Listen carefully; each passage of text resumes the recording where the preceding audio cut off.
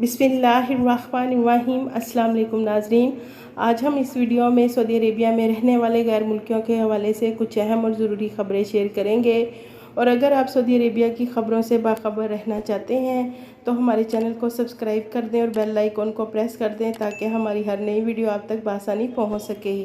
سب سے پہلے ناظرین، ہمارے ایسے غیر ملکی بھائی جو سعودی عربیہ میں جدہ سے مدینہ روڈ آنے اور جانے کے لیے استعمال کرتے ہیں، ان کے لیے جدہ میونسپلٹی نے کہا ہے کہ شارع قریش سے جنوب کی طرف مدینہ روڈ ٹریفک کے لیے بند ہوگی۔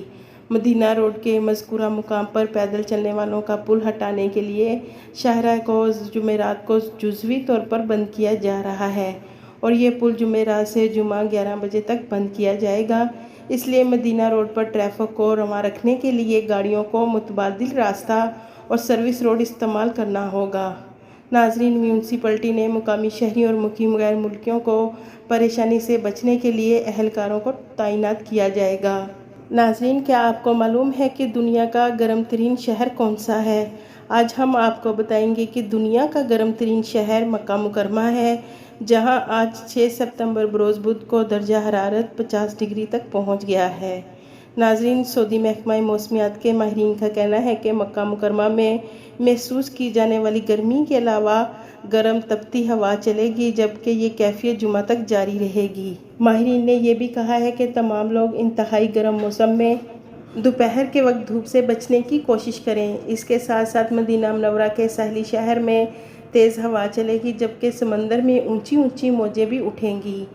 اس کے علاوہ ناظرین، جیسا کہ آپ کو معلوم ہے کہ سعودی عربیہ میں سعودی خاتون بڑی تیزی سے ہر سیکٹرز میں ملازمت کر رہی ہیں، اور سعودی گورنمنٹ اپنی عوام کے لیے زیادہ سے زیادہ آسانیاں پیدا کر رہی ہے، اور اس کے ساتھ ساتھ غیر ملکی سفارت خانوں کی سیکیورٹی پر بھی سعودی خواتین تعینات کی گئی ہیں۔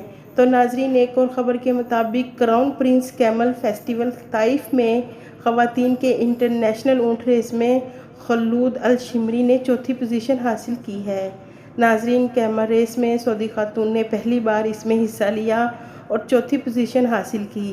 سعودی خاتون نے اس امید کا اظہار کیا کہ آئندہ اس قسم کے مقابلوں میں شرکت کر کے بہتر نتائج حاصل کروں گی، جبکہ یہ میرا پہلا تجربہ تھا۔ انہوں نے اونٹوں کی انٹرنیشنل دوڑ میں پہلی مرتبہ حصہ لینے پر سعودی ولی عہد شہزادہ محمد بن سلمان کا شکریہ ادا کیا، جنہوں نے فیسٹیول میں انٹرنیشنل ریس کا انعقاد کیا۔ امید ہے کہ آپ کو ہماری آج کی یہ ویڈیو پسند آئے گی۔ ہماری ویڈیو کو اپنے دوستوں کے ساتھ زیادہ سے زیادہ شیئر کریں۔